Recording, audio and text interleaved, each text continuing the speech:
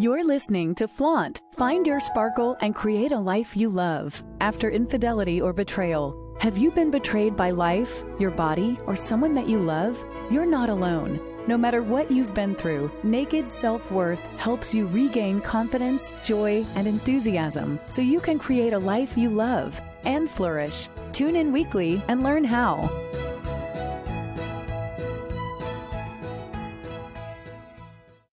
Hello, welcome to Flaunt. Find your sparkle and create a life you love after infidelity and betrayal. I'm Lora Cheadle, and I am thrilled to bring today's guest to you. Why? Well, so many reasons. First of all, and I think most importantly, she has been through a betrayal.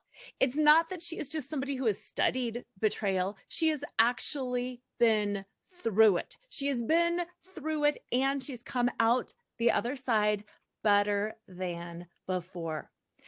Dr. Debi Silber is my guest today, and we will let her talk all about recovering from betrayal. But two things that I want to point out before we get going is first, she did a study.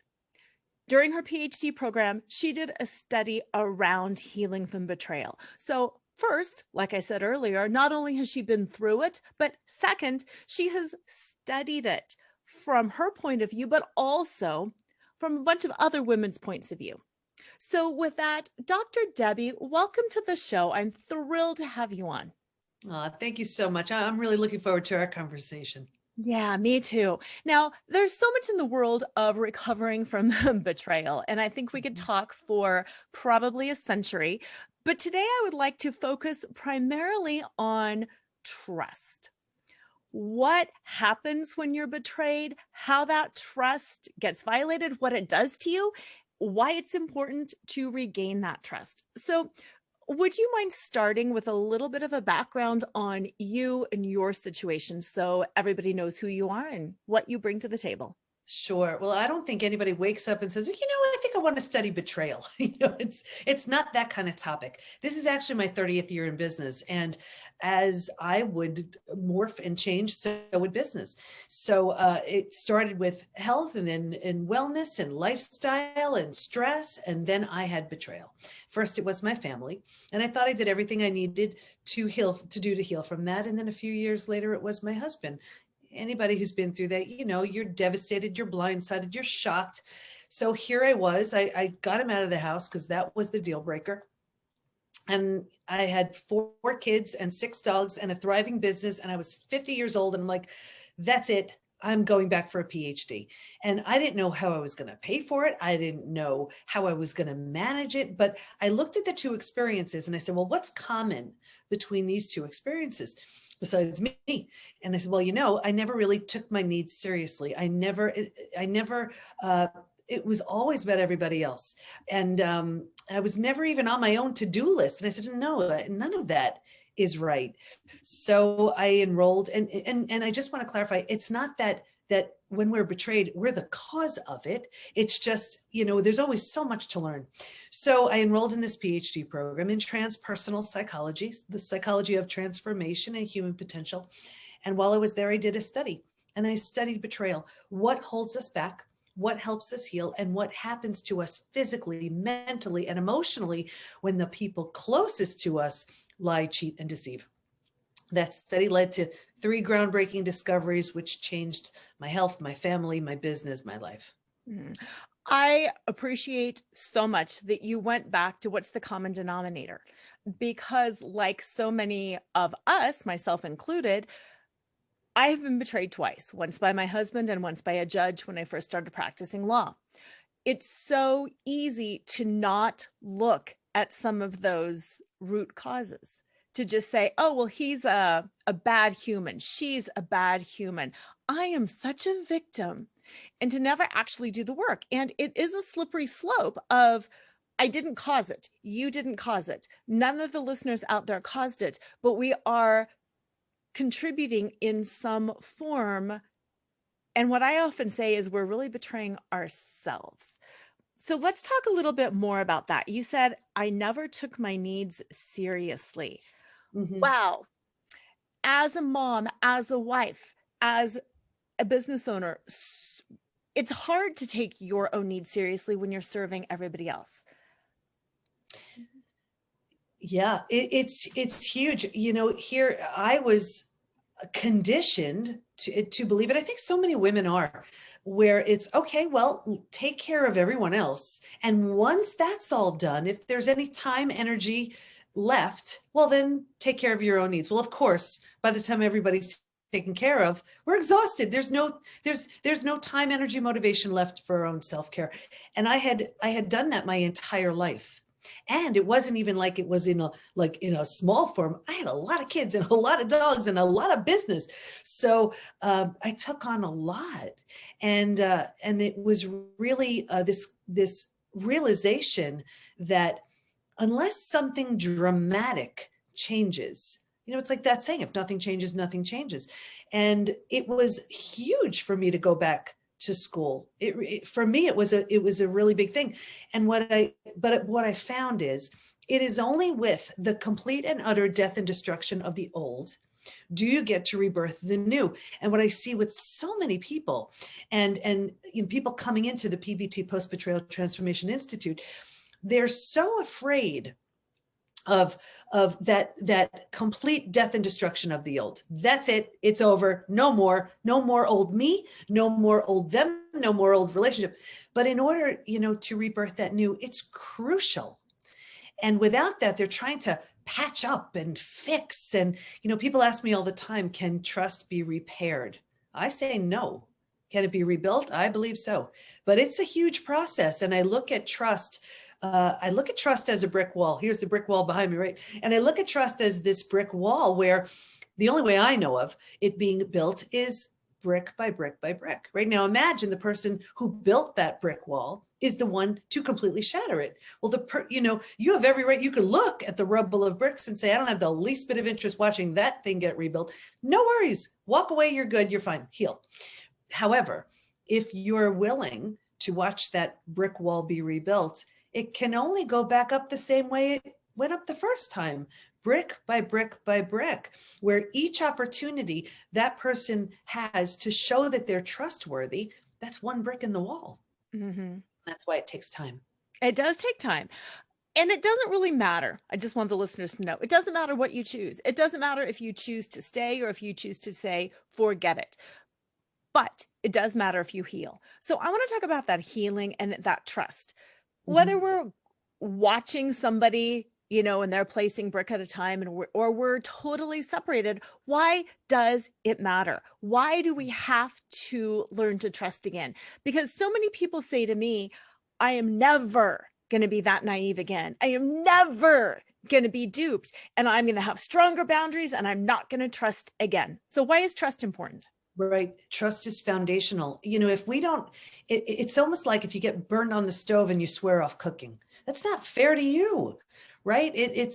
We need to learn. But what I see is we rush to trust others. That's the mistake. And I teach a 4-step trust rebuilding process. I'm happy to share it here. And it's what I talk about in Trust Again, where it's building back from the base, from where trust got shattered originally. Because with betrayal, think about what happens. We certainly don't trust our betrayer, and we don't trust ourselves because we're like, I'm a bright person. How did I not see? How did I not know? And we lose trust in everything and everyone. And it's terrifying. And that sort of speaks to the second discovery about the 5 stages. And I'm happy to get through that, share that. But with this trust rebuilding process, if we don't rebuild that trust, we question everything and everyone. And think about it, even from like a work perspective. If you don't trust, how do you trust that boss, that coworker, that collaborative partner? It affects everything. Besides, it also affects, I see it in relationships in one of 2 ways. I can spot an unhealed betrayal 2 ways with relationships. A repeat betrayal. The faces change, but it's the same thing. That's an unhealed betrayal. Or because there's this gigantic lesson, profound lesson that you need to learn. And until and unless you do, you will keep getting opportunities in the form of people to teach you you're lovable, worthy, and deserving, whatever the lesson is for you. The second way is I see it where people put the big wall up. They're like, nope, been there, done that, not doing that again. And they think it's coming from a place of strength, and it's not. It's coming from a place of fear. Yes. Whole different story. Whole different story. So yeah, do you want me to share the 4-step? I absolutely do. And I just want to put a little bookmark in there, the strength and the fear. That is so common. And listeners, please just reflect on that for a moment, whether it's this betrayal or something else. Is it strength or is it fear? Because yes, oftentimes they look alike. And please, let's go through that 4-step process. Sure. And like I said, I map it all out in trust again, but here's briefly what it is. So when trust is shattered from everything and everyone, I mean, you have lost trust in everything. We have to build the very foundation again. So we start with the most obvious no-brainer things to rebuild trust. And I'm talking like as simple as, will the sun rise? I don't know. So you go out every morning, take a look. Is it there? Oh, sure enough, it's there. Do I trust it? No, I don't know. You keep checking until you know for sure, because that's the foundation you're going to stand on. So now you have just a base of, upon which to stand. From there, you have to learn to trust your gut. You have to learn to trust your wise inner guide, your intuition, because so often we turn that down. There were so many people within the study who said, oh, I had a feeling something was going on. I didn't trust it. I didn't pay attention. My intuition was telling me one thing, whatever. And we need to regain that trust in our wise inner guide, in our gut. And, I had a mentor who said, our gut is like 10,000 times more perceptive than our mind. But what do? We turn it down and we don't listen. So we have to rebuild that. So how do you do that? Excuse me. You think of, what does trust look like and feel like for you? Maybe it's 2 babies giggling. Maybe it's a dog wagging his or her tail. What does trust look like? And what does it feel like? Where do you feel that in your body? Does it feel open, expansive? Do you feel it in your heart? Do you feel it where do you feel it? Lock that in. Because now you're going to know, and I can't tell you what the feeling is because it's different for everyone. Right. And then you want to say, okay, well, what does a lack of trust? What does mistrust look like and feel like? Go back to D-Day, Discovery Day. Go back to when you realized someone's lying right to your face. What did that feel like? What did it look like? How did your body respond? Where did you feel that? Lock that in, because you're going to need that. So when you're going about your day, you're going to be checking in and you're going to say, is this conversation I'm having with this person right here, right now, does it feel closer to the 2 babies giggling, or does it feel closer to D-Day? What's my body trying to tell me? We need to strengthen that, and then we need to trust it. And you can feel this sort of like invisible bodyguard, kind of giving us that sense of safety and security. So you have that foundation upon which to stand. You trust your gut. You trust that wise inner guide. And then from there, you have to learn to trust yourself again, right? Because we lose trust in ourselves. Oh, and yes. what you do with that is you give yourself little tasks. I'm going to drink that glass of water, and then you do. I'm going to go to the gym, and then you do. I will not call my ex, and then you don't. Whatever it is for you. And what you're doing here is you're showing yourself, my word is law. If I say something, I mean it. I am trustworthy. So you can see now you have the base you're standing on. You trust your gut. You trust yourself. So you have that protection. From that place, and only from that place, do you then slowly, cautiously, and carefully trust in other people. Very. You see what I mean? We miss the whole other 3 steps and we go right for that 4th step, and we're not ready. Right. And being conditioned to be the good little girl, to be the good employee, to be all this stuff, we are taught that father knows best, mother knows best, employee knows best, somebody else knows best, instead of, wait a minute, do I know best, or how do I feel? So I love that. I am a huge fan of the intuition and trusting your gut. So that absolutely makes sense. So what is it like when we don't learn how to trust again? What are some of the impacts on our bodies, our minds, our spirits? Why should people take the time and take the effort to build this foundation, to trust their gut, to give themselves tasks, and then to ultimately start trusting other? What's the benefit? The benefit is, and like I said, this is my 30th year in business, and I have a heavy health background. And one of the things, this was the third discovery, we actually found that there's a collection of symptoms, physical, mental, and emotional, so common to betrayal. It's known as post-betrayal syndrome. We've had over 25,000 people probably by this point take the post-betrayal syndrome quiz to see to what extent they're struggling. A few things about that. The first one is, we've all heard time heals all wounds. I have the proof that's not true. No. Because people write things like, my betrayal happened 40 years ago and I can feel the hate. My betrayal happened 35 years ago. I'm unwilling to trust again. My betrayal happened 30 years ago. I still can't get over it. So we know time, it may distract us, soften it a little bit, but it does not heal betrayal. The other thing about that is that there is this collection of symptoms that so often we look at it and say, oh, it's stress. Oh, it's aging. Oh, no, it's not. Right. It's your betrayal. So this is why it's so important to really heal that, so we can trust again, love again, feel safe again. And what's so interesting is, I see people going from, to the most well-meaning doctors, coaches, healers, therapists to manage a stress-related symptom, illness, condition, disease. And at the root of it is an unhealed betrayal. Every few months, I pull some stats to see what's showing up. I have them if you want me to share some. Please. I'm an attorney. I like stats. Okay, you're going to love this then. Okay. So this is out of the people who take the post-betrayal syndrome quiz, we have every age represented, almost every country. Okay, so 78% constantly revisit their experience. That's exhausting. That's huge. There, right? Yeah. 81% feel a loss of personal power. 80% are hypervigilant. 94% deal with painful triggers. Right. And it's so painful. And you and I both know how horrible they could be. Right. Okay. These are the most common physical symptoms to answer the question you asked me earlier. 71% have low energy. 68% have sleep issues. 63% extreme fatigue. So you could sleep a whole night long, wake up, you're exhausted. That's an adrenal issue right there. 47% have weight changes. So maybe in the beginning, you can't hold food down. Later on, you're using food for comfort. 45% have digestive issues. That's anything from constipation, diarrhea, IBS, Crohn's, you name it.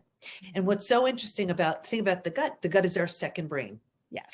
The gut also digests, absorbs, and processes food. Well, isn't a betrayal difficult to absorb, digest, and process? I love that. Those are just the physical. So now here are some mental symptoms. 78% are overwhelmed, 70% walking around in a state of disbelief, 68% unable to focus, 64% are in shock, and 62% are unable to concentrate. So imagine you're unable to concentrate, you have a gut issue, you're exhausted, and now here you are, you're supposed to work, raise your kids, right? That's not even the emotional issues. 88% extreme sadness, 83% anger, 82% are hurt, 80% have anxiety, 79% are stressed. Here's why I wrote the book, Trust Again. Ready? 84% have an inability to trust. 67% prevent themselves from forming deep relationships because they're afraid of being hurt again. 82% find it hard to move forward, and 90% want to move forward, but they don't know how.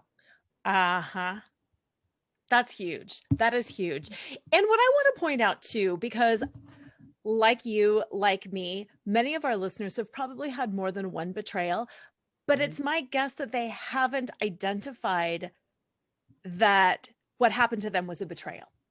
Yeah. And what I mean by that is bad things happen. Yes, we get it. Bad things happen. It's whatever.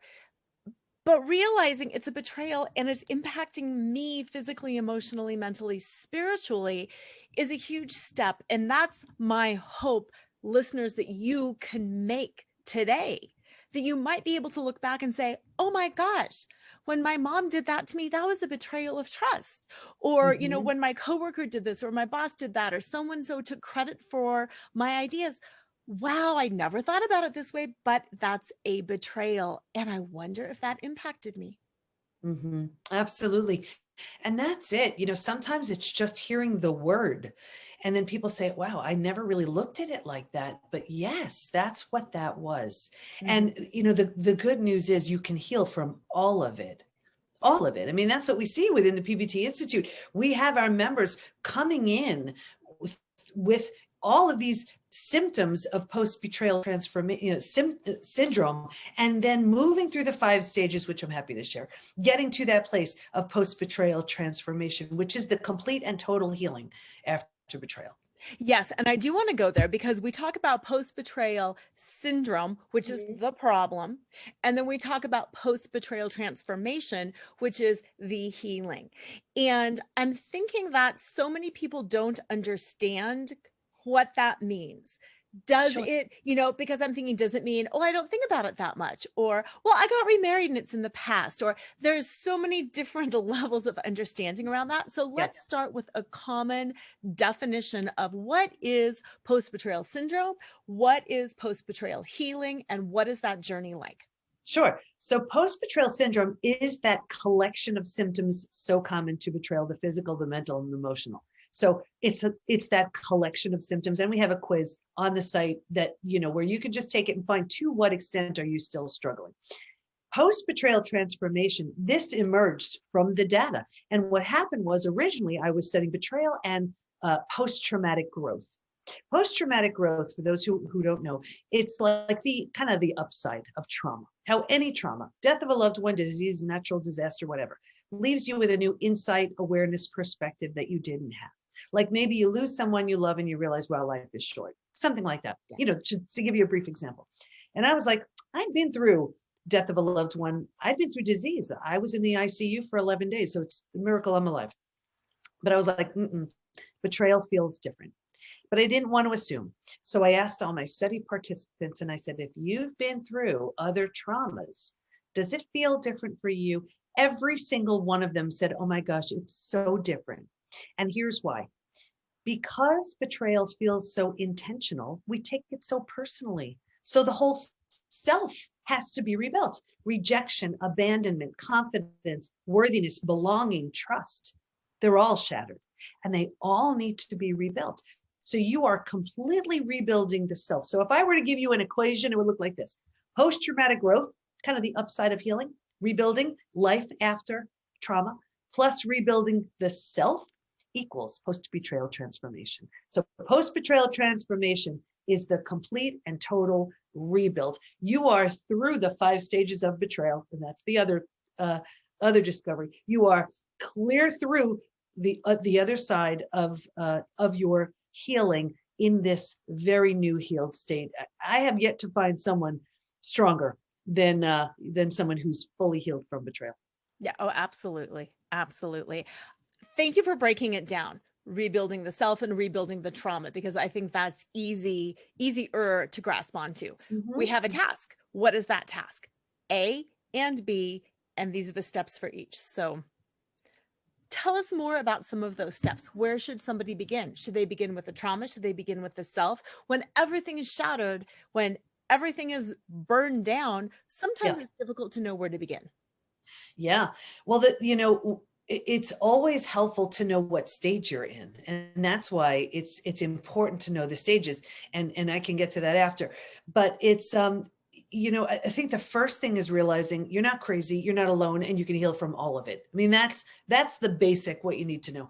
The other thing you need to know is even though it happened to you, it's not about you. No, not about you at all. If you have to say that to yourself 100 million times, it's worth it. And that's a really hard one to understand early on. The other thing is, and I talk about this analogy of a house a lot. And I think this is really helpful to share because it's so easy to get stuck after an experience, with betrayal and shattered trust. And this is the difference and really what betrayal lends itself to. Betrayal lends itself to transformation. It's the catalyst for transformation. So here's the analogy using a house. Here's resilience versus transformation. Resilience is like restoring, bringing back. You need that for your everyday. Transformation, trauma and transformation, whole different thing. So let's just say you have a house and that house needs a paint job and you paint. That would be resilience. You're bringing it back, you're restoring it. Or let's say it needs a new roof and you put on the new roof. You're restoring. That's resilience. You're bringing it back.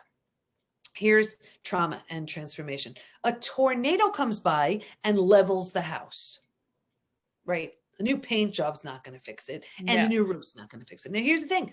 You actually have every right to stand there at the lot where your house once stood and say, this is the absolute worst thing that's ever happened. And you'd be right.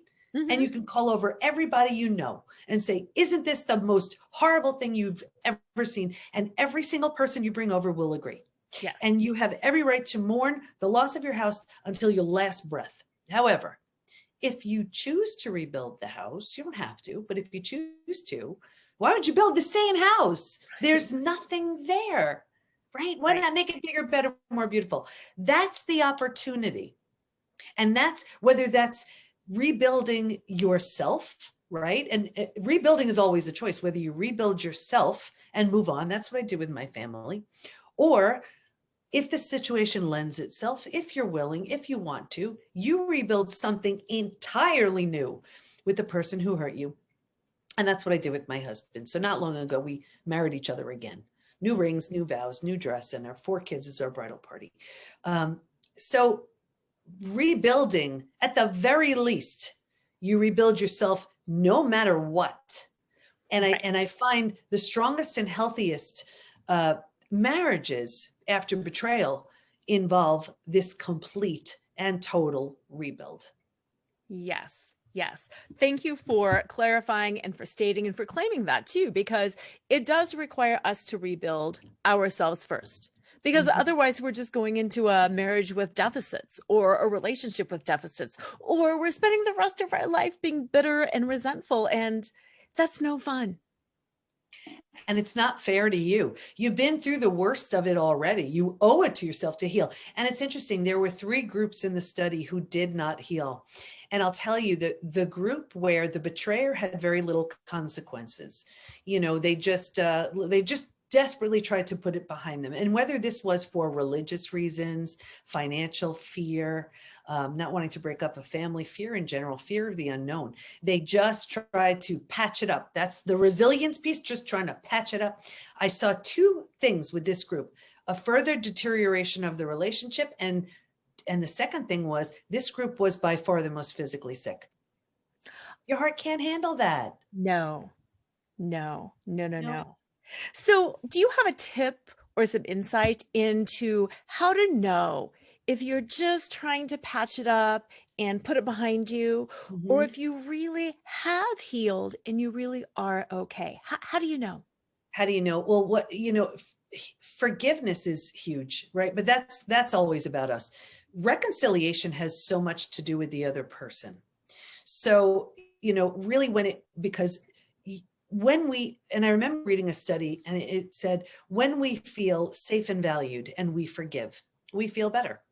When we do not feel safe and valued and we forgive, we feel worse. Now, of course, forgiveness is for us, but I think so often we're just like, this is so bad. This is so uncomfortable. This is so hard. This is so different. This is so awkward. Okay, already, forget it. Right. And that is the worst thing you could do.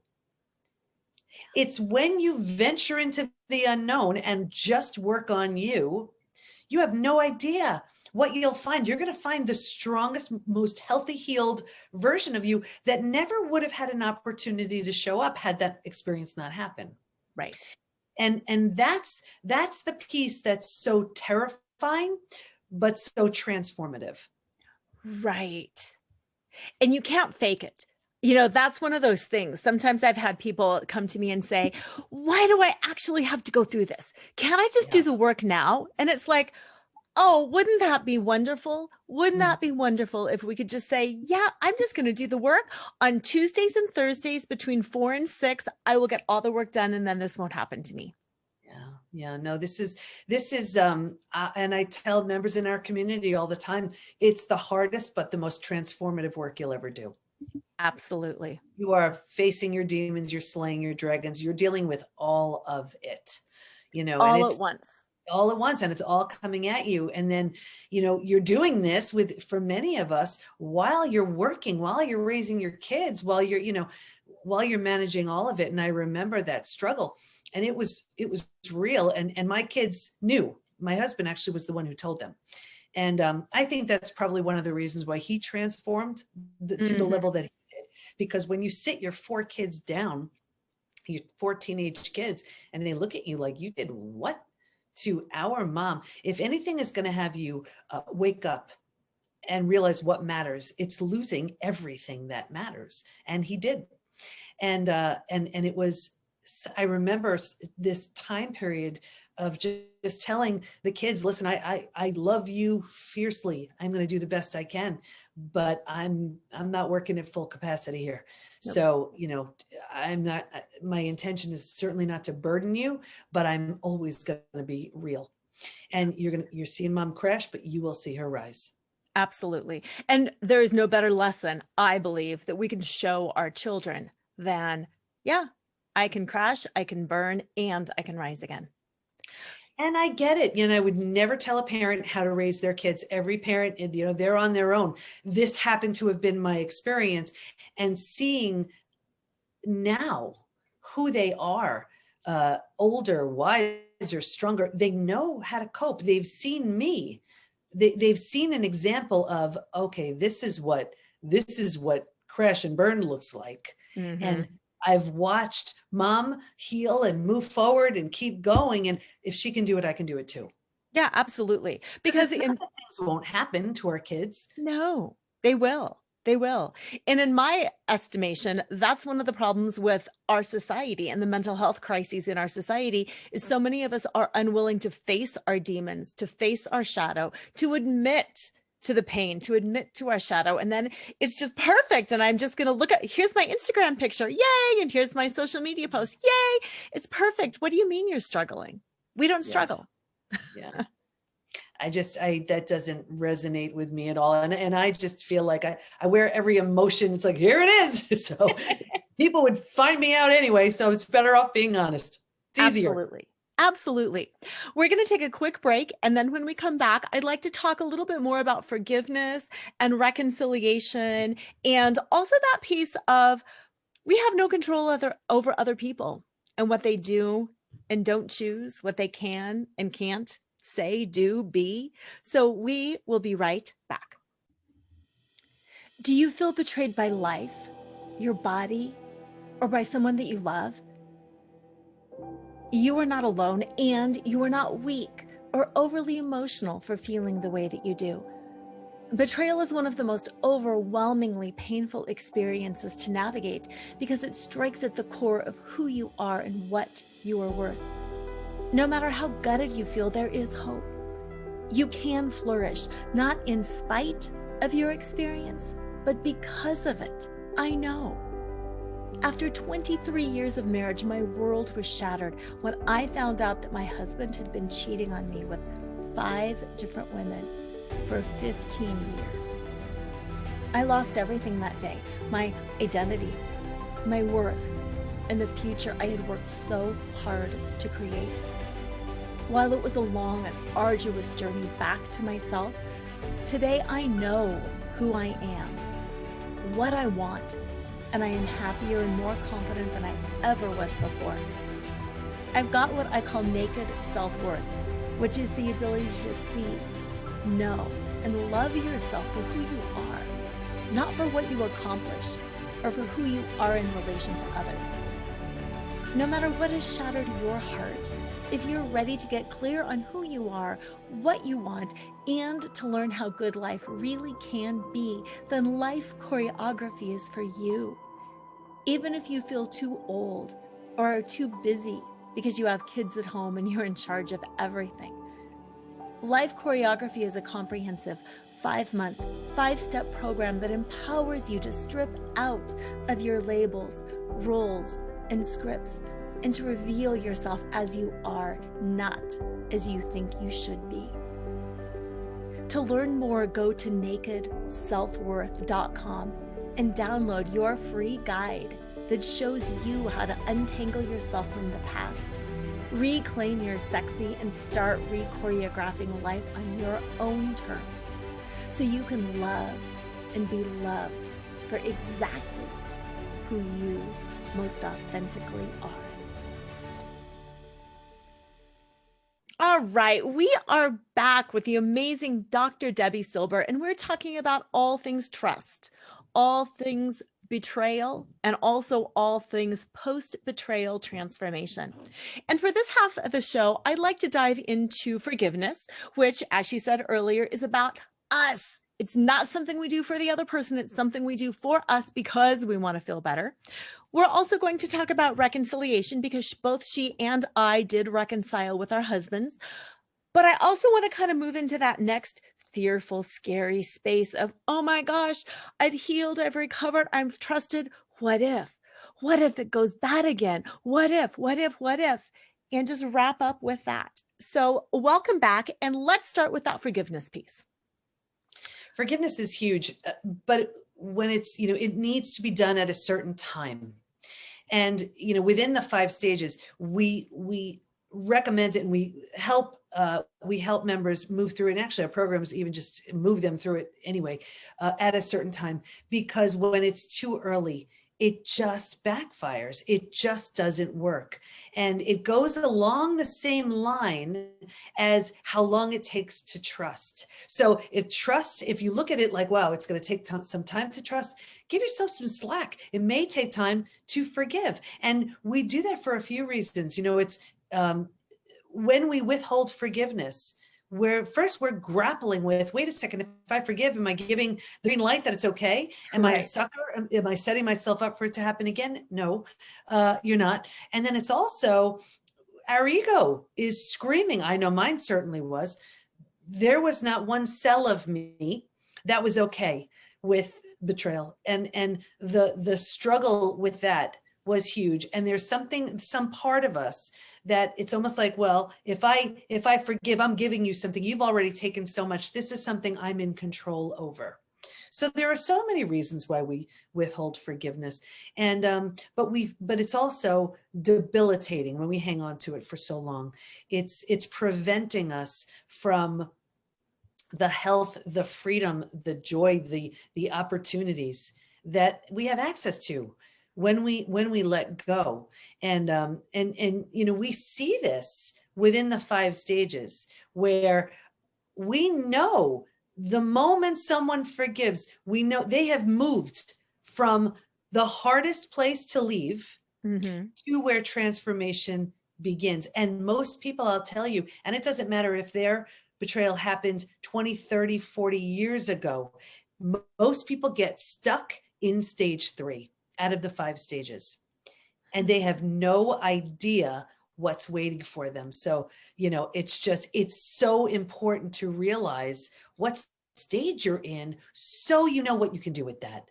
That makes sense. And let us know what those 5 stages are, because you said most people get stuck in stage 3. And I want to make sure people know, that's me, or, hey, where am I? Oh, they will know exactly where they are from when I share them. So I map them out and trust again. It's what we teach within the Institute, but here I'm going to give you a brief summary. So stage 1 is like a setup stage. And I saw this with every study participant, me too.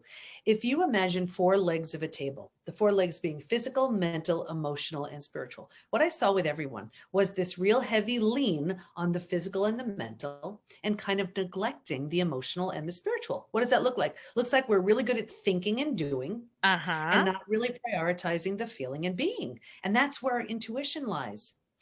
That's not to say if you're thinking and doing, if you're busy, it's a setup for betrayal. It's just what I saw. It was just a setup. Stage 2, by far the scariest stage. And this is the breakdown of the body, the mind, the worldview. Yes. Here's D-Day, Discovery Day. Here's where that person takes the mask off and says, this is who I've really been this whole time. Yes. And right here, you've ignited the stress response. So you're headed for every single stress-related symptom, illness, condition, disease. Your mind is in a complete state of chaos and overwhelm. You cannot wrap your mind around the information you just received. This makes no sense. You're in that weird slow time thing. And your worldview has just been shattered. Yes. Your worldview is your mental model. Trust this person, don't go there. This is how life works. These are the rules. And in a moment, it's all shattered, all gone. And the bottom is bottomed out on you. And a new bottom hasn't been formed yet. So it's terrifying. But think about it. If the bottom were to bottom out on you, what would you do? You would grab hold of anything and everything you could to stay safe and stay alive. That's stage 3. Survival instincts emerge. It's the most practical of all of the stages. If you can't help me get out of my way, how will I survive this experience? Who can I trust? Where do I go? How do I feed my kids? Right. But here's the trap. This is the trap. Ready? Once you've figured out how to survive, because it feels so much better than the shock and trauma of where you just came from, you're like, okay, we got this. Okay. And you think it's good. So you start planting roots here. You're not supposed to stay here long, but you have no idea there's a stage 4 and stage 5 waiting for you. So a few things start to happen. The first thing, you get these small self benefits. You get your story. Yeah. You get to be right.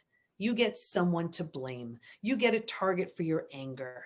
You get sympathy from everyone you tell your story to. You don't have to do the hard work of learning to trust again. Should I trust you? Should I trust you? Forget it. I won't trust anybody. Right. So you plant deeper roots. While you're here, because those roots are being planted, now your mind starts doing things like, well, maybe you deserved it. Maybe you're not that great. Maybe it's you, right? At deeper roots. Mm-hmm. And now, because like energy attracts like energy, you're calling situations and circumstances and people towards you to confirm this is where you belong. It gets worse. I'll get you out of here though. Because you don't like it, but you have no idea there's anything better. There's a stage 4 and stage 5. Here's where you resign yourself to thinking, well, this is as good as it's going to be, so I better find a way to get used to it. You're not happy, but you just resign yourself. So right here is where you start using food, drugs, alcohol, work, TV, keeping busy, reckless behavior to numb, avoid, distract yourself from what is so painful to feel and face. So think about it. You do it for a day, a week, a month. Now it's a habit. Yep. A year, 5 years, 10 years, 20 years. And I can see someone 20 years out and say, you know what, that emotional eating you're doing, you know, that drinking you're doing, whatever. Do you think it has anything to do with your betrayal? And they would look at me and say, oh my gosh, are you crazy? That happened 20 years ago. Doesn't matter. Think? Yeah. Put themselves in that stage 3 and that's where they stayed. And that's why most people get there and stay there. Anyway, if you're willing to let go of the small self benefits and all you receive from staying there, you grieve, you mourn, there's a bunch of things you need to do. You move to stage 4. Stage 4 is finding and adjusting to a new normal. Here's where you acknowledge, I can't undo my betrayal, but I can control what I do with it. So I always use the example of if you've ever moved to a new house, office, condo, apartment, whatever, your stuff's not there. It's not quite cozy yet, but it's going to be okay. Right. And when you're in this stage, what you're doing is you're turning down the stress response. You're not healing just yet, but you stopped causing the massive damage you were causing in stage 2 and stage 3. What's so interesting about this stage also is, think about it. If you were to move, you don't take everything with you. No. You don't take the stuff that doesn't represent who you want to be in that new space. Well, what I saw was, if your friends weren't there for you, right here is where you've outgrown them. You don't take them with you. No. And people say to me all the time, Debbie, what the heck? I've had these friends 10, 20, 30 years. Is it me? Yes, it is. You're undergoing a transformation. And you know what? They're not coming. That's it. They're not coming with you. So anyway, you're in this stage 4, you're making it home. You're feeling okay there. You can slowly move into the 5th and most beautiful stage. And this is healing, rebirth, and a new worldview. The body starts to heal. You've turned down the stress response, self-love, self-care, eating well, exercising. You didn't have the bandwidth for that earlier. You were surviving. No. Now you do. You're making new rules, new boundaries based on your experience, based on what you see so clearly. And you have a new worldview based on the road you just traveled. And the 4 legs of the table, remember in the beginning, it was the physical and the mental. By this point, we're solidly grounded because we're focused on the emotional and the spiritual too. Those are the 5 stages. Perfect. And that's the perfect segue into that reconciliation. Because unless you get through to that 5th stage, reconciliation isn't going to happen. And I can imagine how toxic a reconciliation in that 3rd stage would Awful. be. Yeah, because there's no healing hasn't happened yet. And that's the space right there where people say, well, it's just so uncomfortable. Okay, fine. Right. That's I'll put the up one, with it. that group where the betrayer had no consequences. That's where they were, and they just reconciled because they thought it was easier. They thought just for, like I said, religious reasons, that was a big one, financial fear, whatever it was. And there was so much anxiety, so much mistrust, so much pain, but they just reconciled anyway. And they wondered, why does this keep happening? Why am I so sick? Why is it only getting worse? Well, that's why. And I tell everyone, your job after betrayal is to get yourself to your physical, mental, and emotional best without any clue of what's going to show up. Right. And from that space, your partner could step up and say, I better step up here to meet the strength of this person, or you've clearly outgrown them. And if you have, well, someone at that new level will show up. But you never want to date anybody or do anything before then. It's just not a good place to do that. No. And that's where I wanted to go next, was that frustration of when we do see that we're growing and we do have this new worldview, and all of a sudden we're like, oh my gosh. And there are friends and family members who we love, who we'd like to bring along with us. Or we have a spouse and we have the Cinderella fantasy that we can make it work if they only did this, if they could only see this, if only. And in my work, I talk a lot about the if onlys and the but fors. What do you advise people to do to understand it's just you and you can't control or change anybody else? You can't. And it's so hard because, everybody has their own reasons why they're suggesting something or not, and it's coming from their lens and they don't understand, or they're just not in your shoes. They just don't get it. And I've seen time after time how the wrong type of support does more harm than good. I mean, we have people coming into the Institute all the time with therapy trauma, where they're getting blamed for their partner's betrayal. Now, of course, we always want to say, well, like, who was I during this experience? That doesn't mean it's our fault. No. And so there's so much damage that the wrong type of support can cause. And, really what we teach is it's what the research proved we need. And the 25,000 people who've taken the post-betrayal syndrome quiz, and then I saw what wasn't working. And what wasn't working was that sort of like the support, the in and awful club, where it's almost like when you're healing and you don't belong. I was like, that doesn't really make sense to me. Or people who are numbing, avoiding, distracting, because you don't heal that way. No. Or they'd go to a therapist, just talk therapy. And while that's important on one level, if we don't address this on every level, it doesn't heal. Right. I love the 4 legs of the table because that is so true. And that's why I use a lot of the burlesque and the dancing and the somatic movement in my work. We get it up here. We understand, oh, I see that stage 3. I see how you can get stuck. But until you're doing it and you're feeling it and you're being it, you can read all the books in the world and you're still not going to get there. Absolutely. Absolutely. And it's just, it's one of those things that it needs to go through. We need to heal physically, mentally, emotionally, psychologically, and spiritually. And that's why even, within the Institute, we have our certified coaches. Yes, they're certified in the 5 stages, but they're coming in with 20, 30 plus years of chronic pain, of trauma, of addiction, of narcissism, of reconciliation. Like, they're specializing in all these areas because it would be crazy for me to think if someone just, listens to me, I have the answer. No, this takes a village. And that's why, we have the village.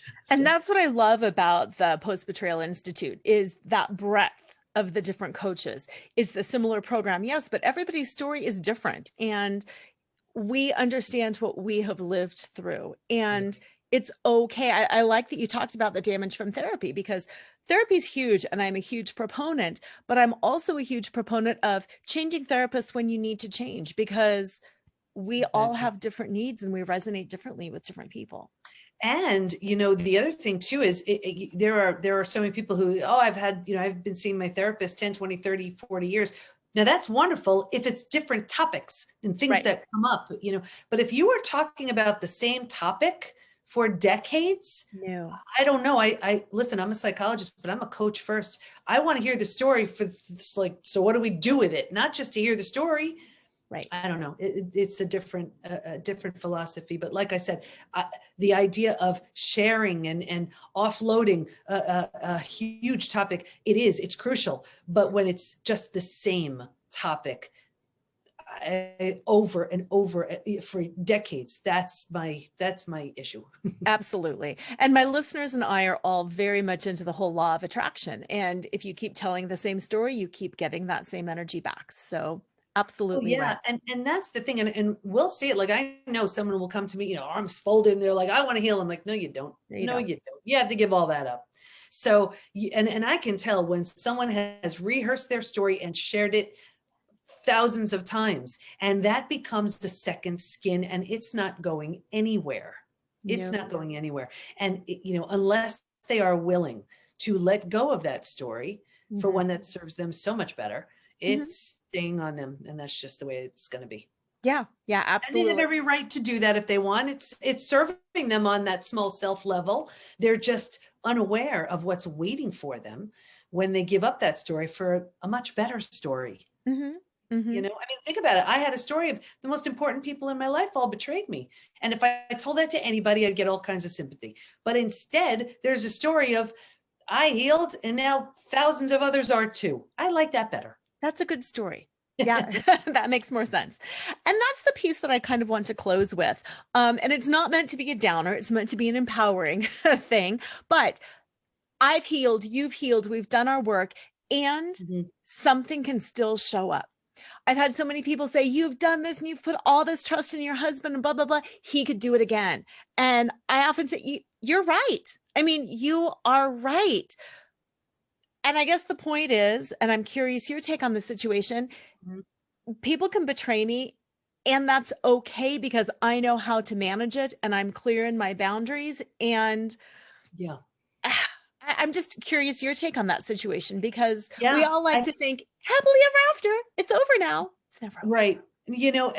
It's so interesting because I just feel like once you've done the work to heal, you have a set of tools and skills that if anybody were to betray you, you just know how to handle it. Like, for example, if my husband were, I really look at it like this was and we actually, you talk about law of attraction. I met with an intuitive coach after this because we don't trust anything, right? And I walked in, and before I even sat down, she said, "Oh my gosh, how you two planned this?" I was like, "What?" She said, "Yeah. He needed to crash and burn so he becomes the husband, father, friend he's supposed to be, and you needed to crash and burn so you would heal and then teach from this place of knowing. You're going to have an institute. You're going to write books. You're going to have this huge following around betrayal. Like, you're crazy." Right. So I looked at it like, maybe there was a real reason in my case for this, but okay, even though that's the case, if it were to happen again, there, and my entire family knows, there would be not even a second of listening to a reason or no, that's it. I wouldn't be willing to tolerate it for 1 second and I'm not saying it in a mean defensive way. I'm saying it in a knowing place. Right. A place of integrity and strength and boundaries and absolute trust in yourself. Yeah. Because people do, that's the thing. You will come across people and now the difference is you're resonating at a much higher level. So the other people, they feel that. And very often you're playing in a very different sandbox. But if you come across people like that, your BS meter is so sharpened and so strong. So you want to think that you would kind of sniff that out a little bit sooner. But if something were to happen again, you'd have the tools and ability to move through it. To deal with it. Mm-hmm. Yeah, absolutely. Very well said. I'd like to close by asking you a deep, personal, beautiful soul question. Mm-hmm. All of my work revolves around the 5 steps of Flaunt. And Flaunt is an acronym for Find Your Fetish, Laugh Out Loud, Accept Unconditionally the Golden Center of Flaunt, Navigate the Negative, and Trust in Your Truth. And the reason I use burlesque is I believe once we strip down, once we get metaphorically naked, that's the only place our own truth can come out.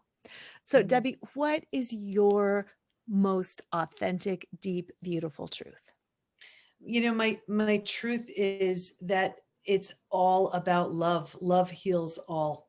I know that sounds so simple, but it's so true. That's the only thing that matters. That's the most necessary ingredient with any relationship, if in every aspect of life. And if anything shows you what matters, it's losing everything that matters. So I just go with love. And I love that you went with love. And then where can listeners find out more about you, take the quiz, find out what stage they're in, all of that good stuff?